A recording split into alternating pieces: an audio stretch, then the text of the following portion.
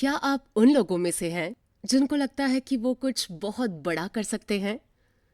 क्या आपको ऐसा लगता है कि आपको खुद पर भरोसा है? या फिर आप ये समझते हैं कि दुनिया में सिर्फ कुछ ही लोग महान बन सकते हैं और आपका काम सिर्फ उन महान लोगों को एडमायर करना है? जो भी हो, लेकिन इस किताब से आप सीखेंगे कि आपके अंदर इतनी काबिलियत है जितनी आप सोच भी नहीं सकते। जी हाँ, मैंने बिल्कुल सही कहा और आपने बिल्कुल सही सुना। असल में बात यह है कि हर किसी के अंदर एक छुपा हुआ पोटेंशियल होता है जिसके बारे में उसे खुद भी पता नहीं होता। और जिस पोटेंशियल की मैं बात कर रही हूँ, उस पोटेंशियल को बाहर निकालने के लिए आपको 3 लिमिटलेस चीजें चाहिए: माइंडसेट, मोटिवेशन और मेथड। और इम्पॉर्टेंट बात यह है कि इनमें से हर एक आपकी कामयाबी के रास्ते का स्टेपिंग स्टोन है ताकि आप अपना बेस्ट वर्जन बन सकें। तो क्या आप तैयार हैं लिमिटलेस बनने के लिए? नमस्ते दोस्तों, आप सुन रहे हैं गीगल और ये है हमारी अगली समरी जिसका नाम है limitless. Upgrade your brain, learn anything faster and unlock your exceptional life, जिन्हें लिखा है जिम क्विक ने। मैं हूं गीगलर साक्षी और मैं दूंगी आपका साथ इस बुक समरी में, और आप सुनने वाले हैं ये बुक समरी मेरे साथ। तो चलिए बिना किसी देर के शुरू करते हैं। Becoming limitless. तो बात यह है कि पहले जिम क्विक में जरा भी कॉन्फिडेंस नहीं था। वो पढ़ाई लिखाई में काफी कमजोर थे और उनमें कोई खास टैलेंट भी नहीं था। ये पढ़कर कुछ लोग शायद जिम की तुलना खुद से कर सकते हैं। शायद आपको भी यह लगता होगा कि आप एकदम मामूली इंसान हैं, आपके अंदर ऐसी कोई खास बात नहीं है, या फिर आपको ऐसा लगता होगा कि आप में बहुत एवरेज स्किल्स है। पर इन सब के बावजूद उम्मीद की किरण अभी बाकी है। बल्कि उम्मीद की किरण जिम के लिए भी थी जब उन्हें बचपन में सिर पर चोट आई थी। इस हादसे के बाद जिम को पढ़ने लिखने में दिक्कतें आने लगी। उनकी कंसंट्रेशन पावर 0 थी, उन्हें कुछ भी याद नहीं रहता था। पर इन सब के बावजूद जिम ने हार नहीं मानी। उन्होंने ऐसे मुश्किल समय में हर चुनौती का सामना किया। तो सच बात बताऊं तो किसी पर कोई लेबल लगाकर हम उसकी काबिलियत कम कर देते हैं। जिम अपने सिर की चोट के कारण लिमिटेड रह गए थे। उनके टीचर और बाकी स्टूडेंट्स उन्हें दिमागी रूप से कमजोर समझने लग गए थे, और इवन खुद जिम के दिमाग में भी यही बात घर कर गई थी। उन्हें लगता था कि सब उनके बारे में ठीक ही बोलते हैं। तो आगे जब वो कॉलेज गए तो हाल कुछ ऐसा था कि उनको कुछ भी सीखना मुश्किल लगता था। वो फ्रस्ट्रेटेड हो चुके थे। वो सोचते थे कि वो अपने गोल्स कैसे अचीव करेंगे जब वो कुछ सीख ही नहीं सकते। तो अपनी प्रॉब्लम्स का सल्यूशन ढूंढने के लिए जिम ने रिसर्च शुरू की। वो ये जानना चाहते थे कि जब स्कूल वगैरह का कॉन्सेप्ट नहीं होता था तो लोग सीखते कैसे थे, तब ऐसी कौन सी टेक्निक्स का इस्तेमाल किया करते थे वो। तो काफी रिसर्च करने के बाद जिम को अपना जवाब मिल गया। जिम समझ चुके थे कि वो रट कर कुछ भी याद नहीं कर सकते। ये उनके लिए काफी मुश्किल था क्योंकि उनकी मेमोरी वीक थी और उनका ध्यान बहुत जल्दी भटक जाता था। पढ़ाई पर कंसंट्रेट करना उनके लिए पहाड़ चढ़ने जैसा मुश्किल था।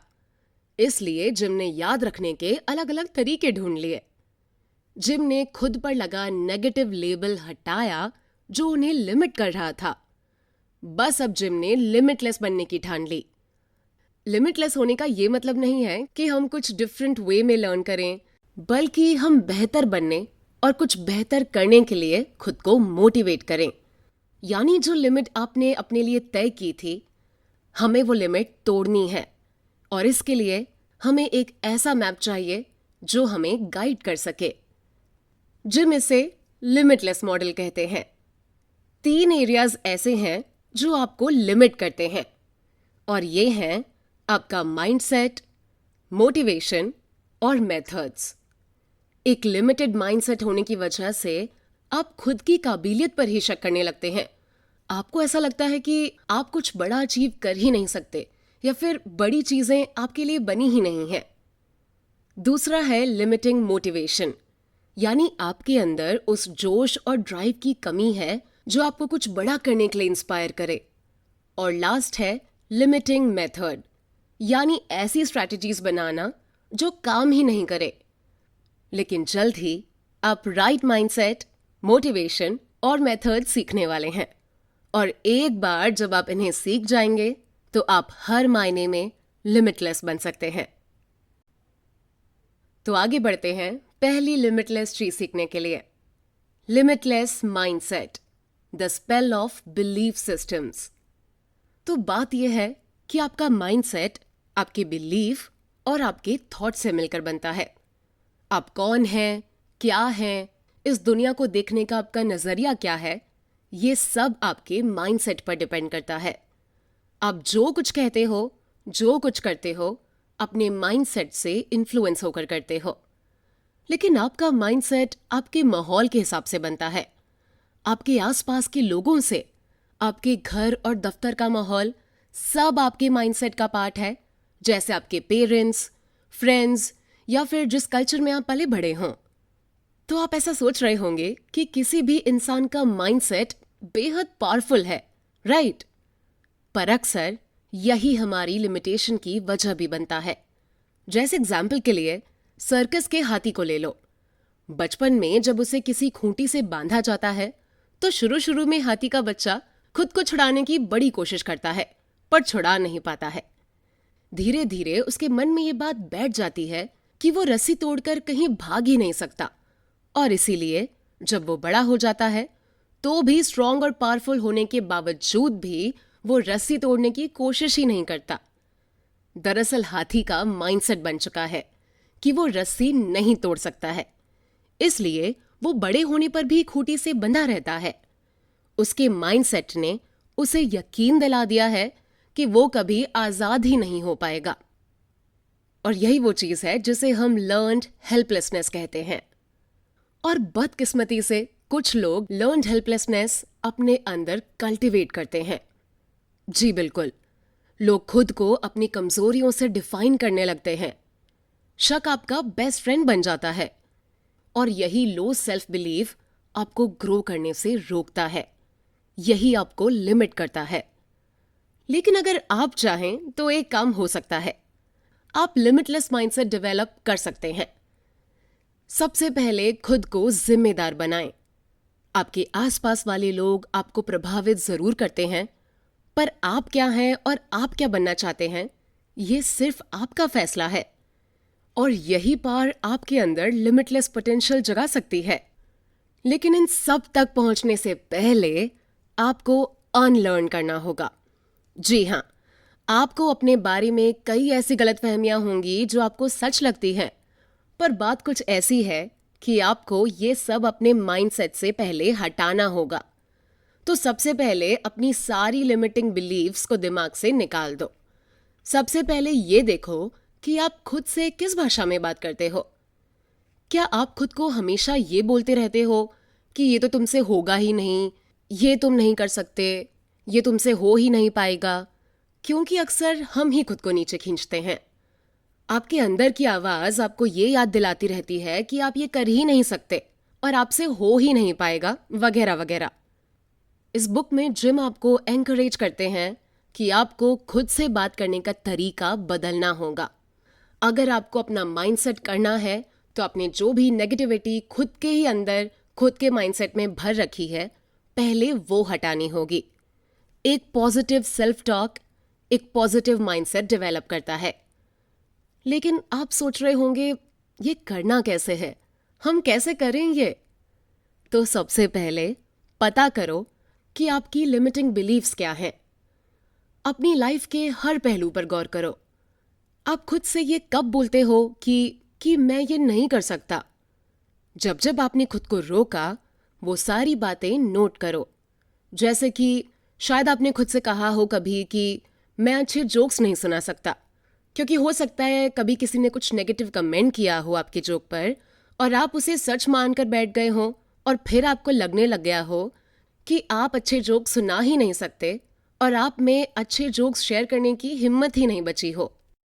खुद के बारे में हमेशा पॉजिटिव बोलें, अच्छा बोलें। आप अपने खुद से कैसे बात करते हो, ये बहुत ज़रूरी है। खुद से कहें कि कोई बात नहीं अगर मैं इस काम में माहिर नहीं हूँ, और धीरे धीरे आप जब ये बोलेंगे तो आपको खुद से पॉजिटिव बोलने की आदत पड़ जाएगी। आप खुद से अच्छा बोलने लगेंगे। दूसरी बात, अपने फैक्ट्स चेक करें। क्या आप वाकई में एक बोरिंग पर्सन हैं, या आप किसी को अच्छे से डेट नहीं कर पाते हैं? और इस बात का क्या सबूत है जो आपने इस बात पर यकीन कर रखा है?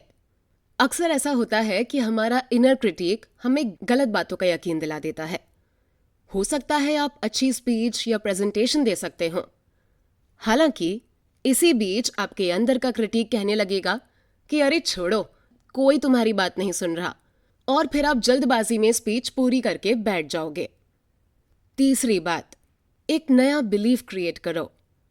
हो सकता है आपके पहले सारे बिलीव्स एकदम ही गलत हों, तो अब पुराने बिलीव्स छोड़कर कुछ पॉजिटिव बिलीव्स क्रिएट करने में हर्ज ही क्या है? आप जानते हो कि आप अच्छे हो, आपके अंदर कई सारे गुण हैं, लेकिन आप अपने अंदर के क्रिटिक की वजह से अपनी ही खूबियों को नजरअंदाज क्यों करने लग रहे हो? इसलिए कई बार अपने इनर क्रिटिक को चुप कराने की जरूरत है, ताकि आप अपनी खूबियों और अच्छाइयों को देख सको। यहां हम एक एग्जाम्पल लेते हैं। मान लो आप पब्लिक स्पीकिंग में घबराते हो। आपकी नर्वसनेस आपके बारे में एक लिमिटिंग बिलीफ क्रिएट करने पर मजबूर कर रही है। आप कहते हो, मैं जानता था पब्लिक स्पीकिंग मेरे बस की बात ही नहीं है, मुझे कोशिश ही नहीं करनी चाहिए थी। लेकिन आपके अंदर एक छोटा सा हिस्सा अभी भी पब्लिक के सामने बोलने की इच्छा तो रखता है। तो आपको क्या करना है? आपको पॉजिटिव सेल्फ टॉक की हेल्प लेनी है। पब्लिक स्पीकिंग मेरे बस की बात नहीं है, यह है आपकी लिमिटिंग बिलीफ। इसलिए आप अपने फैक्ट्स चेक करो। याद करने की कोशिश करो कि लास्ट टाइम आपने पब्लिकली कब बोला था, क्या बोला था, कैसा बोला था। हाँ, ये हो सकता है कि तब आपकी कुछ बातें ऑडियंस को कंफ्यूजिंग लगी हो, क्योंकि तब आप नर्वस थे, इसलिए आपकी स्पीच भी अफेक्ट हो रही हो। पर आपको पॉजिटिव मोमेंट याद करने होंगे। याद करो कि कैसे लोग आपके जोक्स पर हंसे थे। कुछ तो आपकी बातें ध्यान से सुनने के लिए आगे की तरफ झुक गए थे। देखा आपने, आप इतने भी बुरे नहीं थे। अब आप एक पॉजिटिव बिलीफ क्रिएट करो। भले ही आप बेस्ट पब्लिक स्पीकर ना हो, पर आपने अच्छी कोशिश तो की, और आप इम्प्रूव कर सकते हो, अपनी गलतियों से सीख सकते हो, और हर इंसान ऐसे ही तो आगे बढ़ता है। आप धीरे धीरे ही महारत हासिल कर पाओगे। कोई स्टार्टिंग से ही एक्सपर्ट नहीं बन जाता, इसलिए कोशिश करना मत छोड़ो। यही वो पॉजिटिव सेल्फ टॉक की पावर है जो हमारी नेगेटिव सेल्फ इमेज को तोड़ेगी। चलिए आगे बढ़ते हैं और देखते हैं दूसरी लिमिटलेस चीज को, जो कि है लिमिटलेस मोटिवेशन पर्पस। मोटिवेशन का मतलब क्या है? मोटिवेशन का मतलब है कि जब आप एक्शन लेना चाहते हो, यानी अपनी एनर्जी और बिहेवियर को किसी काम की तरफ डायरेक्ट करना। मोटिवेशन से जुड़ी कई सारी गलतफहमियां हैं। आपका मोटिवेशन आपके माइंडसेट की तरह फिक्स्ड नहीं है। ये आज ज्यादा है तो कल कम भी हो सकता है। और किसी चीज के लिए मोटिवेट होने का मतलब ये तो बिल्कुल भी नहीं है कि आपको उस काम में मजा आ रहा है। कई लोगों को एक्सरसाइज से नफरत है, पर वो फिर भी करते हैं क्योंकि वे खुद को मोटिवेट करते हैं। एक्सरसाइज हमारी हेल्थ के लिए कितनी जरूरी है, यही चीज वो खुद को बोल के खुद को मोटिवेट करते हैं, और मन मारकर ही सही पर वर्कआउट करते हैं। आखिरी बात, ऐसा नहीं होता कि मोटिवेशन कभी है और कभी नहीं। इसे बनाए रखने के लिए आपको लगातार कोशिश करनी पड़ती है। ये कोई शॉर्ट पेप टॉक नहीं है, ना ही कोई शर्ट है कि पहनी और उतार दी। मोटिवेशन एक प्रोसेस और स्ट्रैटेजी है। अगर आप हमेशा मोटिवेटेड रहना चाहते हैं तो आपको पर्पस, एनर्जी और कुछ स्मॉल सिंपल स्टेप्स अप्लाई करने होंगे। आपके लिमिटलेस बनने में मोटिवेशन अहम रोल अदा करता है। मोटिवेट होने के लिए स्टार्ट विद व्हाई से शुरू कीजिए। जिम को यह सुझाव साइमन सिनेक ने दिया था। साइमन स्टार्ट विद व्हाई के ऑथर हैं। ये जिम की फेवरेट किताबों में से एक है। साइमन इस बात पर जोर देते हैं कि जो भी आप कर रहे हो, आपको उसका पर्पस मालूम होना चाहिए। इससे गोल्स अचीव करना और भी क्लियर हो जाता है। जैसे आपको मानिए वेट लूज करना है, तो खुद से पूछो कि मुझे वेट लूज क्यों करना है, इसका पर्पस है क्या। आपको कोई लैंग्वेज कोर्स करना है तो क्यों करना है। गोल्स अचीव करने के लिए स्मार्ट मेथड एक कॉमन मेथड है। आपका गोल स्पेसिफिक होना चाहिए, अचीवेबल होना चाहिए, उस पर एक्शन लिया जा सके ऐसा होना चाहिए, उसके पीछे कोई लॉजिक या रीजन हो और वो टाइम बेस्ड हो। हालांकि जिम के पास एक और तरीका है जिसे वो हार्ट कहते हैं। अपने गोल्स अचीव करने के लिए अपने इमोशंस यूज करिए। हार्ट की जो स्पेलिंग है HEART, उसका मतलब है H for healthy, then enduring, alluring, relevant और ट्रूथ। इसलिए अगर आप अपने गोल्स में हार्ट देखना चाहते हो तो खुद से ये सवाल पूछो कि क्या ये हेल्दी है, क्या ये लंबे समय तक टिकेगा, क्या ये आपको अट्रैक्ट करता है, क्या ये रेलेवेंट है और इसमें कितनी सच्चाई है। पर्पस होना हमें एक संतुष्टि देता है। आपको पता है कि आप कौन हो, आप क्या कर सकते हो, आपकी काबिलियत क्या है। अपनी एनर्जी और एफर्ट को अच्छे कामों में इस्तेमाल करो और सबसे ज़रूरी बात, अपनी लाइफ को एक डायरेक्शन दो, क्योंकि आपकी लाइफ का पर्पस आपकी पहचान से जुड़ा हुआ है। आइए देखते हैं तीसरी लिमिटलेस चीज, जो कि है लिमिटलेस मेथड्स। फोकस।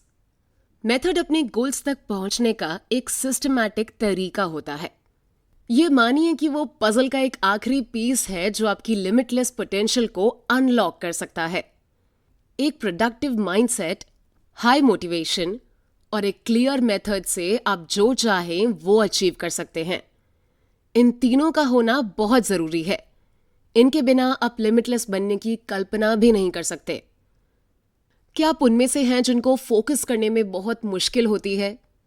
अगर आप उनमें से नहीं हैं, तो क्या आपको फोकस्ड होने में खुशी मिलती है?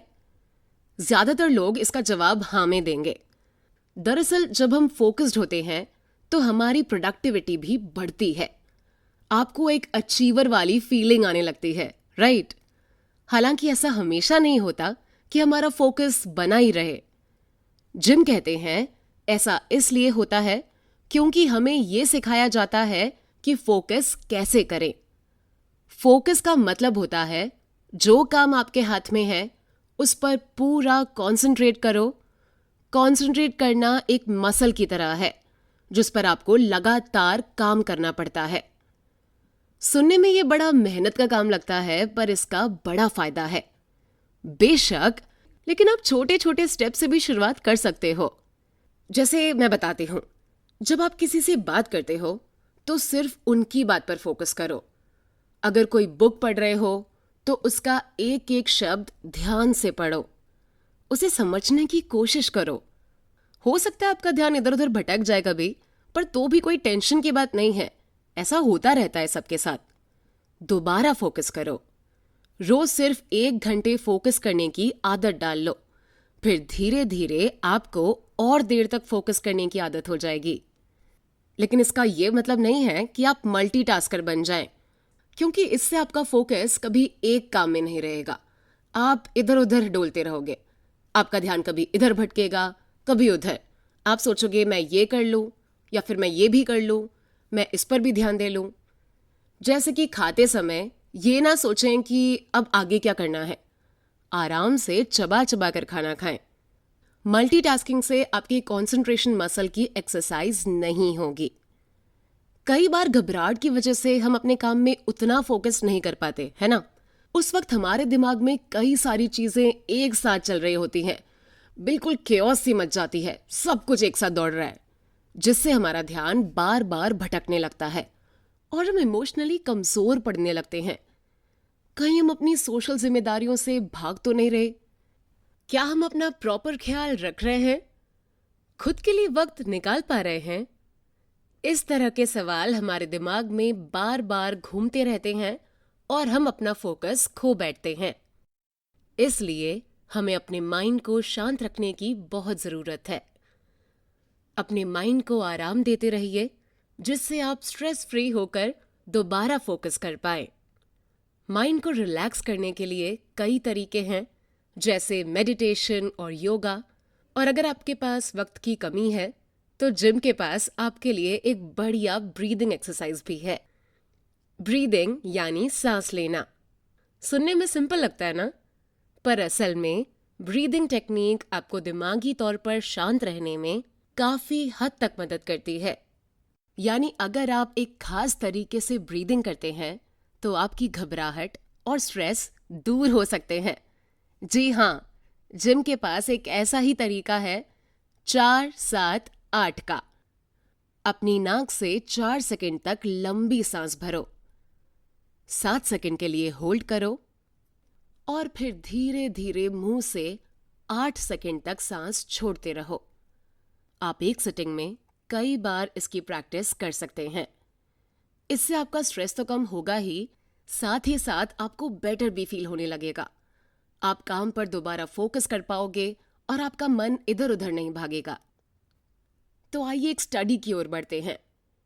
सीखना बड़ा मजेदार होता है, नहीं? लेकिन कुछ सीखने के लिए अक्सर वक्त निकालना बड़ा मुश्किल हो जाता है। लगभग हर स्टूडेंट कुछ ऐसा ही फील करता है। लेकिन इससे पहले कि आप कुछ सीखने का सोचो, जिम आपको सलाह देते हैं कि आपको रट्टा मारने की आदत छोड़नी होगी, क्योंकि रट कर पढ़ना कभी काम नहीं आता। आप कुछ देर तक तो याद रखते हो, पर बाद में सब भूल जाते हो। इसके साथ ही नींद पूरी न होने पर भी आपको स्टडी करने में दिक्कत आ सकती है। इसलिए दिल लगाकर पढ़ना है तो आपको उसकी प्रैक्टिस करनी पड़ेगी। या हम कुछ तरीके बता रहे हैं जिससे आपको बेटर स्टडी करने में हेल्प मिल सकती है। सबसे पहले तो एक्टिव रिकॉल करें, मटेरियल को रिव्यू करें और फिर देखें आपको ठीक से याद है या नहीं। एक्टिव रिकॉल आपको स्टडी मटेरियल से सिर्फ 1 या 2 फ्रेज याद रखने से रोकता है। इसे कैसे करना है, इसके लिए हम यहाँ एक स्टेप बाय स्टेप गाइड दे रहे हैं। पहले अपने नोट्स और बुक्स को रिव्यू कर लो।